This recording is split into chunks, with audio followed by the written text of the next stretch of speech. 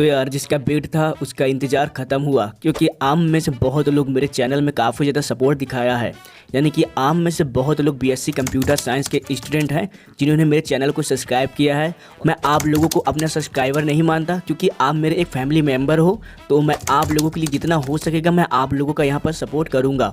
और मैं आपको बता दूँ कि बहुत सारे स्टेट में जैसे कि यूपी हो गया, वहाँ एनईपी सिलेबस लागू हुए हैं, जिनमें से बहुत सारे ऐसे टॉपिक्स हैं जो कि अदर स्टेट के जो टॉपिक्स है वो भी बहुत सारे अलग हैं। जैसे कि एमपी में मेजर और माइनर करके एनईपी सिलेबस लागू हुआ है, जिनमें से बहुत सारे टॉपिक्स आपको अलग देखने को मिलेंगे। लेकिन मेरे यूट्यूब चैनल में मध्य प्रदेश और यूपी और फिर अदर स्टेट के बहुत सारे स्टूडेंट हैं, तो उनके लिए मैं एक ऐसा वीडियो तैयार कर रहा हूँ जिससे अदर स्टेट के भी लोग वीडियो देख सकते हैं। तो यहाँ पास मैं अपने यूट्यूब चैनल में हर स्टेट के लिए यहाँ पास मैं वीडियो अपलोड करने वाला हूँ। अगर आपके सिलेबस में अगर बीएससी कंप्यूटर साइंस का वो टॉपिक से है तो आप लोग स्टडी कर सकते हैं। लेकिन अभी मेरा ये बेसिक चैप्टर्स है जहाँ आप लोगों को एकदम बेसिक से सब कुछ देखने को मिलेगा। तो मैं पहली बार आप लोगों को अच्छी तरीके से पढ़ाने वाला हूँ। तो प्लीज़ अगर आपको समझ में आता है तो आप लोग कमेंट जरूर करिएगा, क्योंकि उससे मुझे काफ़ी ज़्यादा मोटिवेट मिलेगा। अगर आपको इसका नेक्स्ट पार्ट चाहिए तो आप लोग चैनल को सब्सक्राइब कर लीजिए। तो चलिए हम लोग स्टार्ट करते हैं अपना बीएससी फर्स्ट ईयर का। मुझे पता है कि जो बीएससी फर्स्ट ईयर है उसमें कंप्यूटर फंडामेंटल जरूर होते हैं, यानी कि एकदम बेसिक से स्टार्ट हम लोग यहाँ पर देखने वाले हैं। हमारा वीडियो है वो कंप्यूटर का इंट्रोडक्शन से स्टार्ट होगा, एंड साथ यहाँ पास मैं आप लोगों को यहाँ पास जो कंप्यूटर का हिस्ट्री है कि कंप्यूटर कब डेवलपमेंट हुए हैं उनके बारे में यहाँ पर जानकारी दूंगा। साथ में यहाँ पास जो कंप्यूटर का कॉन्सेप्ट है वो भी आप लोगों को अच्छी तरीके से यहाँ पर क्लियर करने वाला हूँ। पहला क्लासेस है, इसलिए केवल मैं इतना ही यहाँ पास मैं टॉपिक्स लिया हूँ। आप लोग सपोर्ट करते हैं तो यहाँ पास मैं उनका सेकंड पार्ट भी बनाऊंगा। और मैं आपको बता दूं कि ये पूरे आपके सिलेबस के अकॉर्डिंग टॉपिक्स यहाँ पर चलने वाली है। आपके सिलेबस में होंगे उनके अकॉर्डिंग ही यहाँ पास मैं स्टडी कराऊंगा। तो हम लोग यहाँ पास पहले देखने वाले हैं इंट्रोडक्शन, यानी कंप्यूटर का हम लोग इंट्रोडक्शन देखेंगे। तो देखिए यार, जो कंप्यूटर हो एक क्या है, एक इलेक्ट्रॉनिक डिवाइस है। यानी कि आप लोग को पता ही होगा कि इलेक्ट्रॉनिक डिवाइस क्या क्या होते हैं। नहीं पता तो मैं आपको इसी वीडियो में आगे बताऊंगा। सबसे पहले हम लोग कंप्यूटर को समझते हैं। तो देखिए, जो कंप्यूटर है वो हमारा एक इलेक्ट्रॉनिक डिवाइस है जो कि यूजर से, यानी कि हम क्या हो गए, एक यूजर हो गए, तो हमसे क्या लेता है, वो डाटा लेता है और उस डाटा पर वह काम करता है। यानी कि जो भी डाटा लिया है हमसे उस पर वो क्रिया करके काम को पूरा करता है, और काम हो जाने पर इंफॉर्मेशन यानी कि महत्वपूर्ण इंफॉर्मेशन को तैयार करता है। यानी कि आप ऐसा समझ सकते हैं, जो कंप्यूटर की यूज करते हैं उसे हम लोग यूजर बोलते हैं। और जैसे कि जो मोबाइल हो गया, अगर हमें कहीं कॉल करना है, सिंपली से हम लोग को डायल नंबर पे हम लोग क्लिक करेंगे, और क्लिक करने के बाद हम लोग सिंपली से नंबर टाइप करने लगेंगे। तो हम लोग क्या कर रहे हैं, जो मोबाइल है हम उन्हें एक डाटा दे रहे हैं। अब डाटा कोई भी फॉर्म में हो सकता है, चाहे नंबर कैरेक्टर कुछ भी हो सकता है। और डायल करने के बाद हम सिंपली कॉल पे क्लिक कर देते हैं। अब बाकी जो काम होता है वो पूरा मोबाइल को पता होता है कि मोबाइल को क्या आदेश दिया है, यानी कि क्या उसे निर्देश दिया है, तो उसके हिसाब से वो उस पर्सन को कॉल कर लेता है। उसी तरह कंप्यूटर होता है। और आपको बता दूं, कंप्यूटर कोई इंसान नहीं होता। जो भी इंसान उसे जो भी निर्देश या आदेश देते हैं उसके हिसाब से जो कंप्यूटर है वो काम करता है। और इसे हम लोग दूसरे शब्दों में इस तरह समझ सकते हैं कि कंप्यूटर एक ऐसा इलेक्ट्रॉनिक मशीन होता है जो कि जो निम्नलिखित यानी जो नीचे दिए गए हैं उन क्षमताओं पर यह काम करता है। जैसा कि यूजर की हम इंसान हो गए, हमारे द्वारा क्या लेता है, वो डाटा को लेता है और इसे स्वीकार करता है। एंड उसके बाद फिर आता है इनपुट स्टोर। इनपुट स्टोर यानी कि हम कुछ भी चीज़ देते हैं उसे अपने अंदर स्टोर कर लेता है, और जो भी आदेश होता है उसे क्रियान्वित यानी कि उसे पूरा करता है। यानी कि जो भी हम आदेश दिए हैं उसे वो स्टोर करता है, उसके बाद फिर उस काम को पूरा करता है। एंड उसके बाद फिर आता है यूजर की आवश्यकता अनुसार पुट प्रदान करना, यानी कि हम जो भी आदेश दिए हैं उसके हिसाब से वह काम करता है। अब चलिए, अगर आपको यहाँ पर कन्फ्यूजन आ रहा होगा कि इलेक्ट्रॉनिक डिवाइस क्या है, तो यहाँ पास मैं आपको बता दूँ कि जितने भी यहाँ पास लाइट से यानी कि जो इलेक्ट्रॉनिक से चार्ज वगैरह होते हैं वो सब हमारे इलेक्ट्रॉनिक डिवाइस होते हैं। जैसे कि कंप्यूटर हो गया, घड़ी हो गया, अलार्म हो गया, माउस हो गया, जितने भी यहाँ पास आपके इलेक्ट्रॉनिक डिवाइस यानी जितने भी यहाँ पास लाइट से या फिर करंट से चलते हैं उसे हम लोग इलेक्ट्रॉनिक डिवाइस कहते हैं। हमारा इंट्रोडक्शन कंप्लीट हुआ। अब चलिए हम लोग इसको आगे और समझते हैं। अब हम लोग यहाँ पर देखेंगे कंप्यूटर के हिस्ट्री के बारे में। तो देखिए, जो हमारा कंप्यूटर है वो लगभग 3000 पुराना है। अब आप सोच सकते हैं कि आप लोग 3000 पहले कैसे रहे होंगे। और लेकिन आपको बता दूं कि जो हमारा 3000 पहले जो कंप्यूटर था वो चीन में डेवलप हुआ था। अब चीन के एक वैज्ञानिक थे, उन्होंने अवेकस था, उसमें केवल जो आज के टाइम पे हम लोग डिजिटली वर्क करते हैं वो पहले ऐसा नहीं था। केवल ऐसा था कि केवल जो व्यापार या फिर जो बिजनेस है उसके हिसाब किताब या फिर जो गणना करना है उसके हिसाब से यहाँ पर काम किया जाता था। और जो भी यहाँ पर जो सूचना फिर डाटा रहता था पंच कार्ड में यहाँ पास संग्रहित यानी जमा कर लिया जाता था। कंप्यूटर जो सुनहरा मौका कह सकते हैं यानी जो मॉडर्न कह सकते हैं वो हमारा 18वीं शताब्दी से ही प्रारंभ हो गया था यानी कि चालू हो गया था, जिसे हम लोग 18वीं शताब्दी का जो हमारा कंप्यूटर है उसका हम लोग सुनहरा मौका कह सकते हैं या फिर सुनहरा युग कह सकते हैं।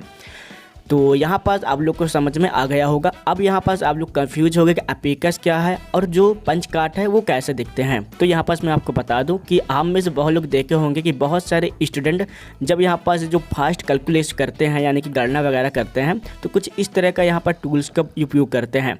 तो जो अपेकस था तो कुछ इस तरह के यहाँ पर दिखता था एंड इसे अपेकस कंप्यूटर भी कहते हैं। और जो हमारा पंच कार्ड हो गया तो कुछ इस तरह का रहता था और इनके बीच में कुछ छेद रहते थे एंड इससे जो रीड करने वाले होते थे वो कुछ रीड, जैसा कि आज के टाइम हम बार कोड का यूज कर रहे हैं तो उसी तरह इससे भी रीड करने के लिए एक ऐसा टूल का उपयोग किया जाता था जिसमें रखकर इसे स्टडी करते थे कौन कौन से नंबर को इसमें पुट किया गया है।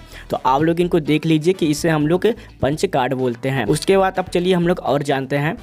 तो देखिए ये तो हो गई हमारी अपेकस की बात, लेकिन जब धीरे धीरे जो कंप्यूटर का डेवलपमेंट वहाँ तो स्टार्ट हो गया था, लेकिन एक से एक वैज्ञानिक और आते गए जिनमें से एक चार्ल्स बेबेज थे। आप लोग नाम सुने ही होंगे, जो कि काफ़ी ज़्यादा महान वैज्ञानिक थे जिन्होंने क्या किया कि 1822 में एक मशीन का निर्माण किया, यानी कि एक मशीन बनाया जिसका नाम डिफरेंस इंजन रखा।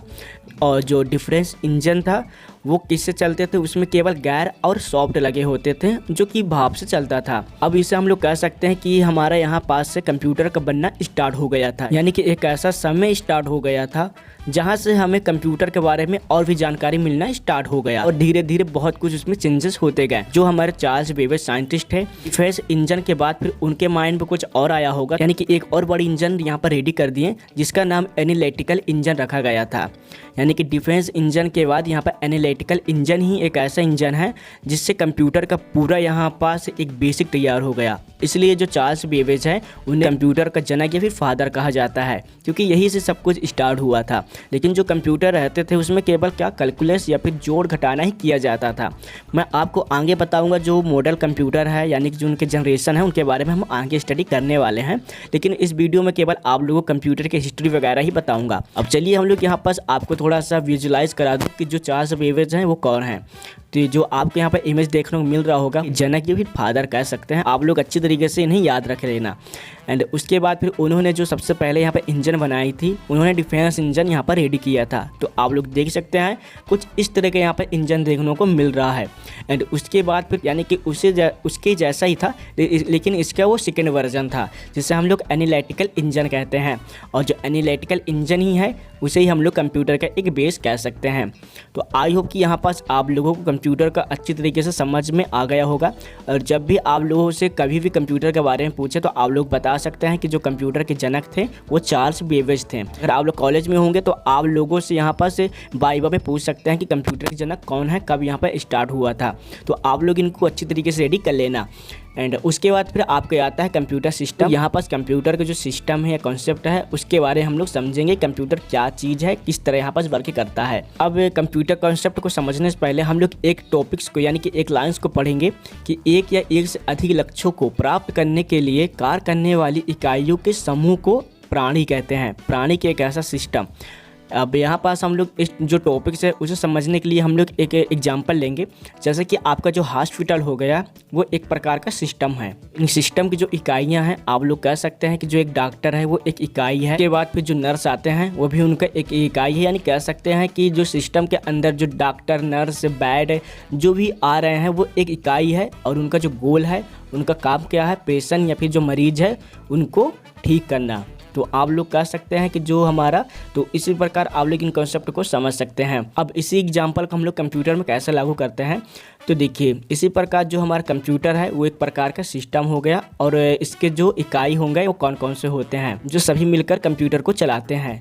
जिस प्रकार जो हॉस्पिटल है उसे चलाने के लिए डॉक्टर, मरीज, नर्स, बेड बहुत कुछ की जरूरत पड़ता है, उसी प्रकार जो कंप्यूटर है यानी सिस्टम उसे चलाने के लिए हार्डवेयर का यूज होता है। हार्डवेयर आप लोग कह सकते हैं सिंपल लैंग्वेज में जिसे हम लोग टच कर सकते हैं उसे हम लोग हार्डवेयर कहते हैं। वो एक मैकेनिकल, इलेक्ट्रिकल से चलने वाली एक यंत्र होता है। एंड जो कंप्यूटर सॉफ्टवेयर हो गए वो एक प्रकार का प्रोग्राम होते हैं, टच नहीं कर सकते, लेकिन उससे हम आदेश दे सकते हैं और आपके जो आदेश है उसके हिसाब से वो काम करेगा। तो आई होप कि आप लोगों को यहाँ पास कंप्यूटर का कॉन्सेप्ट अच्छी तरीके से समझ में आ गया होगा। अगर आपको समझ में नहीं आया तो इस वीडियो को एक बार जरूर देख लेना। इसके बाद हम लोग बात करेंगे कंप्यूटर के टाइप्स की, कंप्यूटर का जो कितने प्रकार के होते हैं। ये काफ़ी ज़्यादा मोस्ट इंपॉर्टेंट है क्योंकि आपके सिलेबस में यहाँ पर रहने वाला है। अगर आप लोग यूपी से हैं तो आपके सिलेबस में प्रॉब्लम यूजिंग कंप्यूटर में यहाँ पर देखने को मिलेगा, जिसमें आपका जो फंडामेंटल कंप्यूटर है उनमें बहुत सारे ऐसे टॉपिक्स हैं। आई होप कि यह क्लास आप लोगों को बहुत अच्छा लगा होगा और ये मेरा पहला प्रयास था आपको समझाने का। तो चलिए मिलते हैं नेक्स्ट वीडियो में, जब तक के लिए जय हिंद, बाय बाय।